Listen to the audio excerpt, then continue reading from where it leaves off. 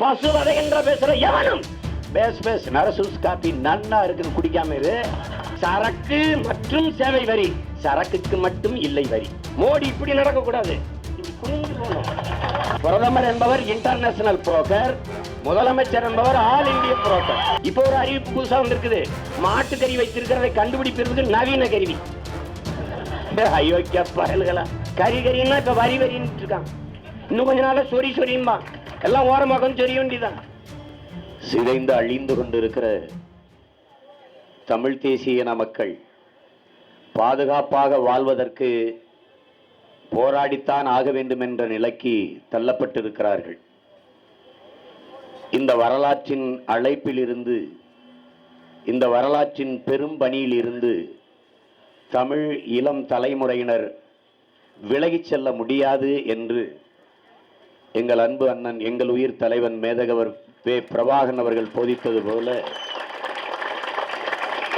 மற்ற இனங்களுக்கெல்லாம் வாழ்க்கையில் அவ்வப்போது போராட்டங்கள் வரும்.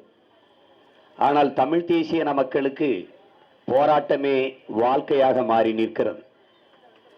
ஓடாத மானும் போராடாத இனமும் உலக வரலாற்றில் வாழ்ந்ததாக செய்தியில்லை என்று ஈழத்து பாவேந்தன் புதுவை ரத்தினதுரை பாடியது போல, நாம் வாழ்வதற்காகவே போராடியாக வேண்டிய நிலைக்கு தள்ளப்பட்டு இருக்கிறோம். இங்கே பேசிவிட்டு சென்ற என்னுடைய அண்ணன் முத்தரசன் அவர்கள் கூட குறிப்பிட்டார்கள், பாரதிய ஜனதா சுவரெங்கும் எழுதி வைத்திருக்கிறது, கழகங்கள் இல்லாத தமிழகம், கவலைகள் இல்லாத தமிழர்கள்.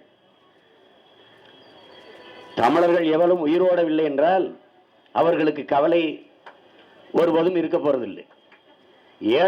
ஏழ்மையை ஒழிக்க வேண்டும் என்றால் இவர்களுக்கு ஒரு கொள்கை இருக்கிறது, ஏழைகளை கொண்டு விட்டால் ஏழ்மை தானாக ஒழிந்துவிடும். இதுதான் அவர்களுடைய தத்துவம்.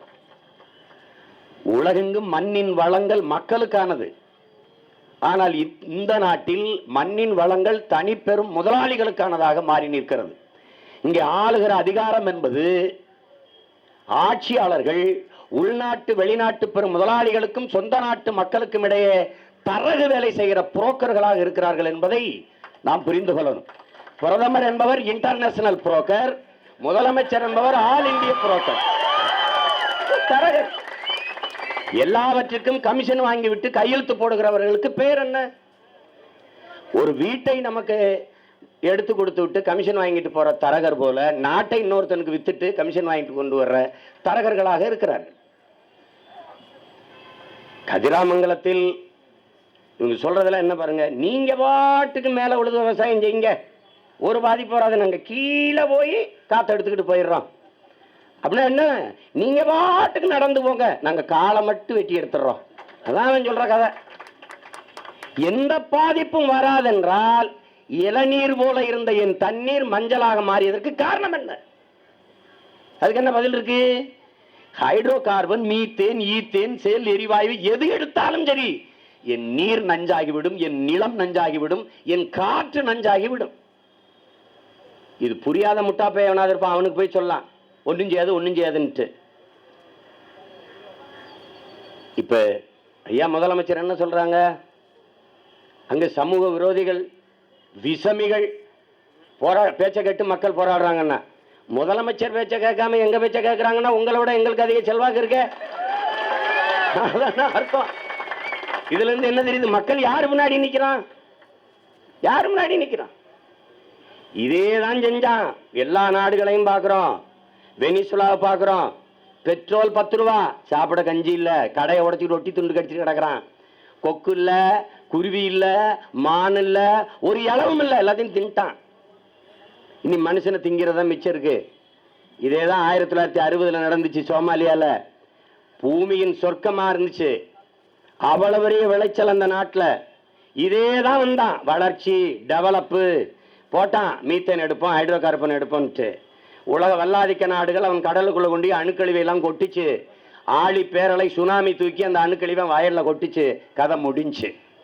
எவனெல்லாம் வளர்ச்சின்னு அவன் வளத்தை சுரண்டுனானோ அவனை அடிச்சான். இது விளைச்சலுக்கு பயன்படாத பஞ்சபூமின்னு.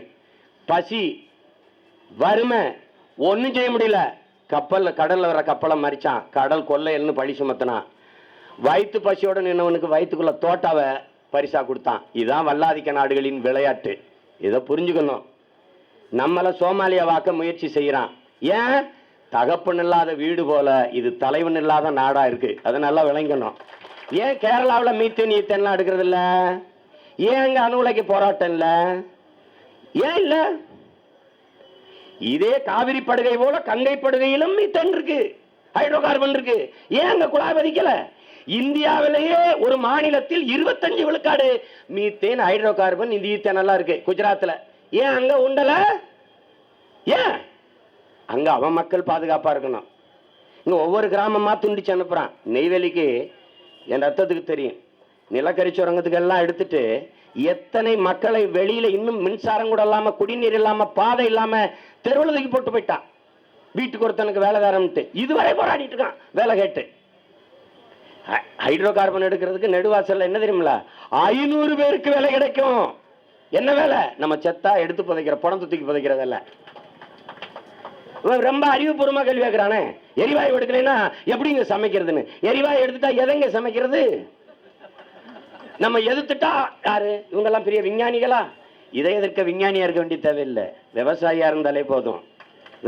இதை நீ விளங்கணும். ஒருத்தன் ஒரே கேள்விதான, அடிப்படை கேள்வி. என் மக்கள் அழுகிறாங்க, எங்கள் தண்ணீர் நாசமா போயிருச்சு, மஞ்சள் ஆயிருச்சு, சமைக்கிற உணவு விஷமாயிருச்சு, சாப்பிட முடியல. பதில் என்ன? பதில் என்ன? போராடுகிற மக்களின் கோரிக்கை ஏற்று அதற்கு தீர்வு காணுகிற அதிகாரங்களாக இல்லாது, போராடுகிற மக்களை அடக்கி ஒடுக்கி அடிச்சு துன்புறுத்தி சிறைப்படுத்தி வழக்குகளை புனைந்து சித்திரா செஞ்சு போராட்டத்திலிருந்து அப்புறப்படுத்துகிற அரசுகளாகவே இருக்குது, தொடர்ச்சியா இருக்குது. அணு உலைக்காக 2 ஆண்டுகள் தொடர் போராட்டம், ஒவ்வொருத்தர் மேலையும் 100, 200, 150 இப்படி வழக்குகள். அதோட அந்த போராட்டத்தை முடிச்சிட்டான். இவ்வளவு போராட்டத்திற்கு பிறகு இன்னும் ரஷ்யாவில் போய் இந்திய பிரதமர் மேலும் 2 அலகு அணு உலைக்கு ஒப்பந்தம் போட்டு கொண்டு வர்றார்.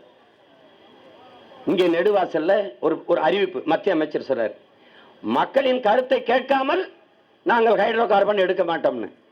நாங்க தான் பல ஆயிரக்கணக்கில் கூடி போராடி எங்க கருத்தை சொல்லிட்டோம்ல வேணாம்னு. அப்புறம் என்ன தனியா ஒரு கருத்து கேட்க வர்ற நீ? என்ன கருத்து? மத்திய அமைச்சர் ஹைட்ரோ கார்பன் எடுக்கிற திட்டத்தை மக்களின் கருத்தை கேட்டுத்தான் நிறைவேற்றுவோம் என்று சொல்றாரு.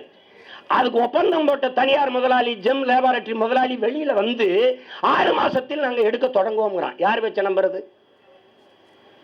என்னது இது? காவல்துறையை வைத்துக்கொண்டு அடக்கி ஒடுக்குவது, வரலாற்று பேராசிரியர் ஐயா ஜெயராமன் உட்பட 10 போராட்டக்காரர்களை சிறைப்படுத்தி இருப்பது, இதெல்லாம் மிகப்பெரிய கொடுமை, ஒரு மிகப்பெரிய அடக்குமுறை. ஒன்னு நீங்க கவனிச்சுக்கணும், புரட்சி எப்போது வரும் என்று புரட்சியாளர் லெனின் கேட்கிறாங்க. இதுவரை வாழ்ந்தது போல இனி வாழ முடியாது என்கிற நிலை எப்போது வருகிறதோ அப்போது மக்கள் புரட்சி செய்வாங்கிறான். நல்லா கவனிச்சுக்கிற, என்னால வாழ முடியல. இங்க பாருங்க, நெடுவாசலுக்கு அங்க போராட்டம், இங்க ஹைட்ரோ கார்பன் இங்க போராட்டம், கதிராமங்கலத்துல கச்சத்தீவு மீட்க அங்க போராட்டம். அங்கங்கே இருக்கிற போராட்ட நெருப்பு ஒரு இடத்தில் குவிகிற போது இந்த புரட்சி தீயை அணைக்க எந்த கொம்பனும் இங்க இருக்க மாட்டான். அதை நல்லா கவனிச்சுக்கணும். புரட்சி என்பது தலைகீழ் மாற்றம். இன்னைக்கு ஆள்றவன் வீழ்வான், வீதியில் நிக்கிறவன் நாளைக்கு ஆள்வான். இது உறுதியா ஒரு நாள் நடக்கும்.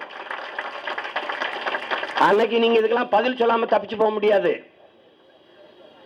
கவனத்தில் வச்சுக்கிட்டு போராடுகிற மக்களின் கோரிக்கையை ஏற்று இந்த ஹைட்ரோ கார்பன் எடுப்பது, மீத்தேன் எடுப்பது, ஈத்தேன் எடுப்பது, இதெல்லாம் கைவிடணும். இதெல்லாம் கைவிடணும். ஏன்னா நாங்க எல்லா நாடுகளையும் பார்க்கிறோம். அந்த மாதிரி ஒரு பஞ்ச பிரதேசமாக என் தேசம், என் தாய் நிலம் வந்துவிடக்கூடாதுன்னு எச்சரிக்கை உணர்வோடு துடிக்கிறோம், தடுக்க நினைக்கிறோம். இதை கவனத்தில் எடுத்துக்கணும். மக்களின் பிரச்சனைகளை அரசு கையில் எடுக்காத போது அரசை மக்கள் கையில் எடுப்பதை தவிர வேற வழி இல்லை என்ற நிலை உருவாகிடும். அந்த நிலைக்கு ஆட்சியாளர் தள்ளக்கூடாது. எங்க ஐயா பெருமதிப்பிற்குரிய தமிழ் தேசிய பேரியக்கத்தின் தலைவர் எங்க ஐயா மணியரசன் குறிப்பிட்டது போல, எடப்பாடி பழனிசாமி எங்க ஆளு தமிழர்னு நினைக்கிறான். நீங்க ஒரு எடுபிடி அரசா ஆயிடக்கூடாது. புதுச்சேரி முதல்வர் சொல்றாரு, என் மண்ணில் ஹைட்ரோ கார்பன் எடுக்க விட மாட்டோம்னு ஒரு தீர்மானத்தை போடுறாரு. அப்படி ஒரு தீர்மானத்தை போட்டு எதிர்க்கணும் இல்ல? எது ஒன்றுக்கும் எதிர்க்கல. எது ஒன்றுக்கும் மாட்டுக்கறிக்கு தடை, கறின்னா இப்ப வரி வரின்னு இருக்கான். இன்னும் கொஞ்ச நாள் சொரியும்பா, எல்லாம் ஓரமாக சொரிய வேண்டிதான். நீ உன் கரிகரின்னா எல்லாரும் இஸ்லாமிய மக்களுக்கு எதிரானதுன்னு நினைக்கிறான். ஒட்டுமொத்தமாக இந்த நாட்டு மக்களுக்கு எதிரானது, குறிப்பாக வேளாண் பெருங்குடி மக்களுக்கு எதிரான பச்சை துரோகம். நீ திருவண்ணாமலையில் இங்க பார், உழுக மாடு இல்லாம நம்ம சித்தப்பனும் பெரியப்பனும் தோல்ல மேலே பிடிச்சு உழுது போறான். கற்கால வாழ்க்கைக்கு நம்மளை தள்ளிட்டான் அந்த அயோக்கிய பயலுக. இதை நல்லா கவனத்தில் வச்சுக்கணும். கறிக்கு மாட்டை வாங்கவும் கூடாது, விற்கவும் கூடாதுன்னு ஒரு வரைவை கொண்டு வரான். நீ எந்த நல்ல அப்பனுக்கு பிறந்தவன் இது கறிக்கு வாங்குற மாடுன்னு கண்டுபிடிச்சா பாப்போம். எப்படி சொல்லுவ? மாட்டு முதுகுலையும் வாழையும் நாங்க எழுதிட்டு வரணுமா? இது கறிக்குங்க. தமிழ்நாடு அரசு ராஜஸ்தான்ல இருந்து மாடு வாங்கிட்டு வந்துச்சு. அந்த லாரியை மறிச்சு அடிக்க போயிட்டான், அதிகாரி அடிச்சு வச்சிட்டான். கேட்க துப்பு இல்லாத ஒரு தரகர அரசு இங்க உட்கார்ந்து இருக்குது. இதுக்கு என்ன இருக்குது? ஒவ்வொரு நாளும் கோமால படுத்திருக்கு, ஒவ்வொரு நாளும் உயிர் இருக்கா? உயிர் இருக்கு. வண்டி ஓடிக்கிட்டு இருக்கு. நீ மாட்டுக்கான தடை, கறிக்கான தடை இல்ல. இந்த நாடு சார்ந்து இருக்கிற சிற்றூர்களில் வைத்திருக்கிற தற்சார்பு பொருளாதாரத்தின் மீது தொடுக்கப்பட்ட தாக்குதல். அதை புரிஞ்சுக்கணும். ஒரு பசுமாடு இருக்குது. எங்க தாத்தா செத்து போயிட்டாரு, எங்க அப்பத்தா. அது 10 பிள்ளைகளை வச்சிருக்கு, 5 பிள்ளைகளை வச்சிருக்கு. வளர்க்குன்னா அந்த பசுமாடை வச்சு பாலை பீச்சி 1 லிட்டர் 1.5 லிட்டர் கறந்து 120 வீடுகளுக்கு ஊற்றிடுவா. 50 மில்லி 100 மில்லி 200 மில்லின்னு ஊற்றி வாழ்வா. அவளும் வாழ்வா. அவளுக்கு தேவையான உணவுப் பொருள் அந்த தெருவுக்கு கிடைச்சிருது. இதுதான் தற்சார்பு. இப்ப இவ பசுமாடு வளர்க்க முடியாது. ஏன்? இந்த பசுமாடு ஒரு காளை கண்ணுக்குட்டி போட்டா வச்சுக்கிற முடியாது. பொட்டை கண்ணுக்குட்டி, கிடேரி கண்ணுக்குட்டி போட்டா வச்சு வளர்ப்பா. காளை கண்ணுக்குட்டி போட்டா அதை விற்பா. இன்னொரு விவசாயி சந்தைக்கு வருவான், இதே மாதிரி இன்னொரு காளை கண்ணுக்குட்டியை வாங்குவான். 2 காளைக்குட்டிய ஒரே மாதிரி இருக்கிற கண்ணுக்குட்டியை வாங்கி அதை உழவுக்கு வண்டி மாட்டுக்கு பழக்குவான். இதுதான் எங்களுடைய வாழ்க்கை முறை, எங்களுடைய சுழற்சி, உழவாண்மை. இப்ப இந்த காளை மாடுகளை கண்ணுக்குட்டியில வாங்க முடியாது. இப்ப ஒரு அறிவிப்பு புதுசா வந்திருக்குது. மாட்டுக்கறி வைத்திருக்கிறதை கண்டுபிடிப்பதற்கு நவீன கருவி. அயோக்கிய பயல்களா, கோடி பிரச்சனை இருக்கு. இவனுக்கு என்ன தெரியுமில்ல? மாடு புனிதம், மனிதன் தீட்டு. இவன் கட்டி அமைச்ச வர்ணாசிரம தர்மத்தை காப்பாற்றுவதற்கு மாட்டுக்கு வந்துட்டான். நான் ஒரு கேள்வி கேட்கிறேன். பசு பாதுகாக்கப்படணும். முதல்ல இந்த பசு ஓம் பசா? இதுக்கு பதில் சொல்லு. இந்த பசு ஓம் பசா? என் பசு எல்லாம் கொன்ன அயோக்கிய பயல்களை நீங்க தானடா. எங்கடா என் பசு? எங்கது? காங்கேயம், தார்பர்கர், சக்கிவால், சிவப்பசகி, ஓங்கோல், கிரு, தேனி மலை மாடு, பருகூர் பட்டி மாடு. 1970 7 கோடி மாடு வச்சிருந்தேன். 7 கோடி மாடுகள் 1970. இப்ப 7000 மாடு இருந்தா ஆச்சரியம், வியப்பு. அதுவும் பசு மாடு கிடையாது, வண்டி மாடு, உழவு மாடு. அதுவும் காயடித்து விட்ட மாடுகள். அது இனப்பெருக்கத்துக்கு பயன்படுத்த முடியாத மாடுகள். இங்க இருக்கிறது பூரா சீம பசு. இது கோமாதா கிடையாது, கோ மாதா. இது நல்லா விளங்கிக்கணும். இந்த மாட்டை காப்பாத்துறதுக்கு துடிக்கிறான் பசுவதைன்னு. பசுவதை என்ற பேசுற எவனும் பேஸ் நரசூஸ் காப்பி நல்லா இருக்குன்னு குடிக்காம இரு. வெண்ணெய் சாப்பிடாத, தயிர் சாப்பிடாத, மோர் சாப்பிடாத. மாடு கண்ணுக்குட்டிக்கு பால் கறக்குது. நீ வாழையும் காலையும் கட்டி போட்டு என்னத்துக்கு விளக்குறதுக்கு நீ பாலை கறக்கிற? எது கறக்கிற? மானங்கட கேட்கிறேன். நான்கு கண்டு சாவனா நீ எதுக்கு நீ பசுவதை போயிட்டு கால கொடுமை. ஆண்டு ஒன்றுக்கு 24 லட்சம் டன் மாட்டுக்கறியை ஏற்றுமதி செய்கிற என் நாடு சொல்லுது, மாட்டுக்கறியை திங்காதே. ஊரானுக்கு ஊட்டி விடும், உள்ள வந்து என்ன கொண்டு வரும். தர்மம் எப்படி இருக்கு? இப்ப வரி என்ன வரி? மல்லையாவின் சாராயத்துக்கு வரி இல்லை, அம்பானியின் பெட்ரோலுக்கு வரி இல்லை, அதானியின் மின்சாரத்துக்கு வரி இல்லை. ஒரு ஓலை குடிசையில் இங்க 7 அப்பத்தா அப்படின்றால் ஓலை கொட்டான், அவ செய்யறால ஊருகா. இது 2க்கும் வரி. தேசத்தின் டெவலப்பு நல்லா நீங்க கவனிச்சுக்கணும். சரக்கு மற்றும் சேவை வரி, சரக்குக்கு மட்டும் இல்லை வரி. எப்படி இருக்கும் நாடு? எப்படி இருக்குவாரு? இங்க பாரு, போராடுற மக்கள் எல்லாம் தீவிரவாதிங்கிறான். ஏன்? பயங்கரவாதிகள் கையில் நாடு இருக்கும் போது மக்கள் எல்லாம் தீவிரவாதிகளாக நுட்பமா விளங்கணும். ஒவ்வொரு வாரமும் ஒரு இந்தியாவை பிரசவிக்கிறார். பணம் மதிப்பிழப்புல ஒரு இந்தியாவை பெத்து போட்டாங்க. அது எங்க அனாதையா கிடக்குன்னு தெரியல. எல்லாம் சண்டை போட்டோம், கேட்டோம். 6 மாசம் கழிச்சு பாருங்க, எல்லாருக்கும் நல்லா வந்துடும், சொர்க்கமாயிரும், அதாயிரும். வளரும் நாடுகள் பட்டியல் இருந்து தூக்கிட்டான். டெவலப்பிங் கண்ட்ரிஸ்ல லிஸ்ட்ல இல்ல. அத பேசிடுவாங்க. ஏன்னா நம்மள மாதிரி பல பேர் இருக்கான் மண்டை காஞ்சி போய் கேள்வி கேட்பான்ட்டு டக்குன்னு கறின்ட்டான். அங்க ஒண்ணு டப்புன்னு லெஃப்ட் டர்ன் போட்டோன்னு டர்ன் லெஃப்ட்மா இந்த பக்கம் திரும்பிட்டான். இந்த பக்கம் திரும்பி என்னையா நீ கறிக்கு பேசிக்கிறான் வரிய போடுறேன். தமிழர்கள் கட்டுச்சோறு ஊறுகாயோட தெரிய வேண்டியதான் சோழனா பையோட. விளையாட்டு வீரர்கள் காலில் மாட்டிய பந்து போல அங்கங்க அடிக்கிறான். உனக்கு நாய்க்கு எலும்பு துண்டு ரொட்டி துண்டு போல நம்மளுக்கு தினந்தோறும் ஒரு பிரச்சனை தூக்கி போடுறான்.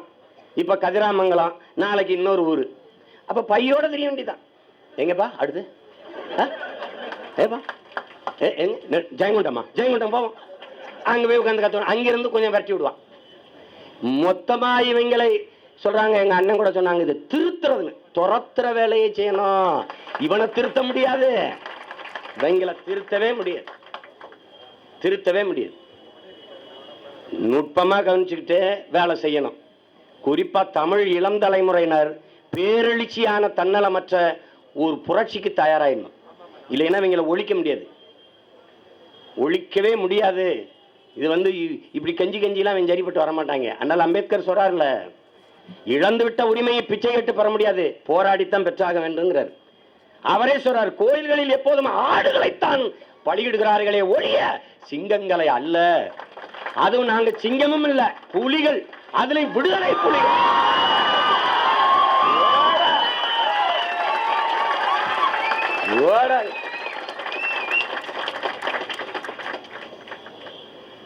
அவனுக்கு ஒண்ணும் இல்ல, ஹிந்தி படிம்பான், சமஸ்கிருதம் படிம்பான். நான் படிக்க தயாராயிட்டேன்.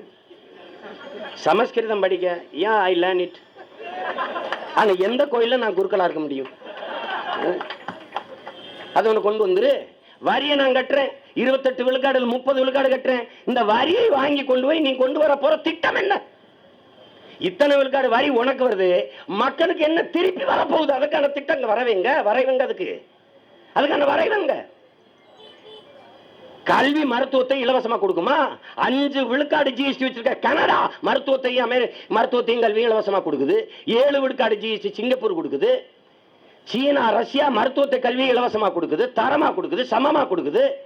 என் நாட்டு பிள்ளைகள் உள்நாட்டு பிள்ளைகள் ரஷ்யா அமெரிக்காவில் போய் ரஷ்யாலையும் சீனாவிலையும் போய் மருத்துவ கல்வி இலவசமா படிச்சுட்டு வருது. இது இந்த நாட்டிற்கு அவமானம் இல்லையா? மோடி இப்படி நடக்கக்கூடாது, இப்படி குனிஞ்சு போகணும். அவமானம், பெருத்த அவமானம். சின்ன நாடு சென்னையில் பாதி, சிங்கப்பூர் கல்வி உலக தரத்துல 3வது இடத்துல இருக்கு.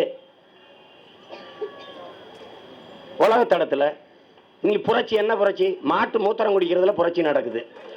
அங்க அதான் கமலஹாசன் அவர் கூட சொல்லியிருந்தாங்க, அந்த மாட்டுக்கறி திங்கிறதுக்கு இவ்வளவு பேசுறீங்களே, நாய்க்கறிக்கு தடை போட்டால் என்ன செய்வீர்கள்? அவருடைய சுட்டு விரல் செய்தியில போடுறாரு. நீங்க என்னைக்கு பால் குடிக்கிறத விட்டு மூத்திரம் குடிக்கிறத வர்றீங்களோ அன்னைக்கு இதுக்கு பேசுவோம்ட்டு அந்த கதையை இவங்க இதை எல்லாத்தையும் துடைச்சி எரியணும்னா கட்சி ஆட்சிகளால சரி பண்ண முடியாது. புரட்சி ஒன்றால தான் புரட்டி போட முடியும். அதற்கு என் அன்பிற்குரிய சொந்தங்கள், என் அருமை உடன் பிறந்தவர்கள் தயாராகணும். இது கதிராமங்கல பிரச்சனை, நெடுவாசல் பிரச்சனை அப்படி இல்லை. இங்கே பேசியவர்கள் குறிப்பிட்டது போல ஒட்டுமொத்த தமிழ் தேசிய இனத்தின் பிரச்சனை, தமிழர் தாயகத்தின் பிரச்சனை. தமிழர்களுக்கு ஒரு நோய் இருக்கு, தன் வீட்டு கூரை எரியாதவரை தண்ணி எடுத்துக்கிட்டு வர பழக்கம் இல்லை. அதை மாற்றணும். இது ஏன் பிரச்சனை, ஓம் பிரச்சனை, நம் ஒவ்வொருத்தருடைய பிரச்சனை, நம் இனத்தின் பிரச்சனை. இந்த பூமி என்பது நமக்கானதில்லை, நம் வருங்கால தலைமுறைக்கானது. அவன் வாழ்வதற்கு ஏதுவான பூமியாக வைத்துவிட்டு போக வேண்டியது ஒவ்வொருத்தனுடைய கடமை. குடிக்க நீரும், சுவாசிக்க நல்ல காற்று, இதெல்லாம் இல்லாத போச்சு, நஞ்சாயிருச்சு. ஒரு மனிதனுக்கு 422 மரம் தேவை, ஆனா 28 மரம் தான் இந்த நாட்டில் இருக்கு. அதுலயும் வரதா புயல்ல பாதி போயிடுச்சு. அம்மையார் ஜெயலலிதா பிறந்ததுக்கு 68 லட்சம் மரக்கன்று நட்டாங்க. எங்கேன்னு கேட்கக்கூடாது, நட்டாங்க. இந்த பிறந்த நாளைக்கு 69 லட்சம். அது எங்கேன்னு தெரியல. போன தடவை நட்ட இடத்துல தான் இந்த தடவை நட்டாங்க. அப்ப போன தடவை நட்டது எங்கன்னு தெரியல. இப்படிப்பட்ட ஆட்சியாளர்கள்ட்ட சிக்கி கொண்டு நாம சிதைந்து அழிந்து கொண்டு இருக்கிறோங்கிறத புரிந்து கொள்ளணும். எனவே அன்பிற்குரியவர்கள், தொடர்ச்சியாக நாம் களத்தில் நின்று இந்த கதிராமங்கலத்தில் இருந்து இந்த ONGC நிறுவனத்தை வெளியேற்றுகிற வரை நம் போராட்டம் ஓயக்கூடாது. அவன் சொல்லுவான், ஒருத்தர் தொலைக்காட்சி வேகத்தில் பார்க்குறேன், அப்படி கொதிச்சு கொதிச்சு வருதுல தண்ணி, அதை அப்படியே அள்ளி எடுத்துக்கொண்டு காய வச்சா சிமெண்ட்டுக்கு பயன்படுத்தலாங்கிறான். உண்மையிலே உண்மையிலே சொல்றான், உண்மையிலே. இது எப்படி எப்படி எப்படி இருக்குது பாருங்க. ஆனால் இவர்கள்ட்ட கேட்டா அதெல்லாம் ஒண்ணும் இல்லை, உங்களுக்கு ஒண்ணும் இல்லை, எங்களுக்கு தான் எல்லாம். அதனால நம்ம ஆட்சியாளர்கள் எப்போதும் எல்லாமே சரி என்று தான் சொல்வார்கள். நமக்கு தெரியுது உலக நாடு இன்னைக்கு வரைக்கும் துர்க்மெனிஸ்தான்ல எரியிற அந்த மீத்தேன் எடுத்து கிணற்றுல எரியிற அந்த நெருப்பை 40 ஆண்டுகளுக்கு மேல அணைக்க முடியாம தவிக்குது. ஜப்பான் அறிவியல் தொழில்நுட்பத்துல மிக வளர்ந்து விட்ட ஒரு நாடு, வல்லாதிக்க நாடு. அங்க ஒரு தாய் எழுதுறா, முன்னாடி எல்லாம் பூக்களில் இருந்து மகர்ந்த வாசனை எங்களை வந்து சேர்ந்தது, இப்போது சீசிய வாசனை வருதுன்னு. புகுஷிமாவில் வெடிச்ச அணு உலையின் பாதிப்பு. அந்த நிலை நமக்கு வந்துவிடக்கூடாது என்பதற்காகத்தான் ஒவ்வொரு போராட்டமாக நம்ம தொடர்ச்சியாக முன்னெடுத்திருக்கோம். நமக்கு ஒன்றும் பொழுதுபோக்குக்காக போராடி கொண்டு இருக்கல. பாரதிய ஜனதா தலைவர்கள் சொல்றாங்க, எது செய்தாலும் நாங்க எது கொண்டு வந்தாலும் மோடி அரசை தமிழ்நாட்டு மக்கள் எதிர்க்கிறார்கள். நீங்க எது செஞ்சாலும் நாங்க எதிர்க்கிற மாதிரியே செஞ்சா நாங்க என்ன செய்யறது? நீங்க எது செஞ்சாலும் நாங்க எதிர்க்கிற மாதிரியே செய்யறீங்களேப்பா. நீங்க மோடியை பதவி விலக சொல்லுங்க, நாங்க எதிர்க்கவே மாட்டோம். செஞ்சு பாருங்க, நாங்க எதிர்க்க மாட்டோம். எனவே அன்பிற்குரியவர்களே, அருமை பெருந்தலைவர்களே, மாற்றம் என்பது மானுட தத்துவம், மாறாது என்ற சொல்லை தவிர மற்ற அனைத்தும் மாறிவிடும் என்கிறான் மாமேதை மார்க்ஸ். வரும் மாற்றம் என்பது சொல் அல்ல, செயல். மாற்றம் என்பது ஒரு வார்த்தை அல்ல, வரலாறு. உறுதியாக மாற்றுவோம், வரலாறு படைப்போம். நன்றி, வணக்கம். உங்கள் அனைவருக்கும் என் புரட்சிகரமான வாழ்த்துக்களும் வணக்கம்.